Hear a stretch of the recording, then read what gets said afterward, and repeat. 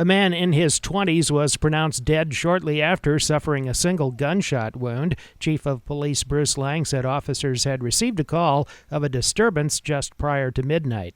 Officers responded to the scene and determined that a male party had been shot outside the residence, and he was later pronounced dead at Beatrice Community Hospital.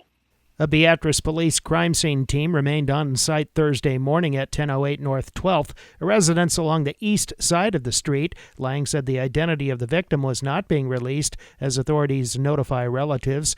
Lang said police have arrested a suspect identified as 25-year-old Brandon Long. He was at the scene. It was his residence. He made a statement that he had heard a sound outside his house, went outside, saw a male standing next to his house, and shot him. The chief said investigators looking into the incident said the shooting did not point toward a self-defense situation or an attempted burglary. He said it was determined that the victim and suspect knew each other. The man was shot as he was standing near the north side of the house. It appears that he was struck in the side. Lang said the victim died almost immediately after the shooting. He says authorities have recovered the suspected weapon used. A 9mm handgun. So Brandon Long was booked into the Gates County Jail on the charge of second-degree murder, use of a deadly weapon to commit a felony, and a discharge of a firearm in the city limits.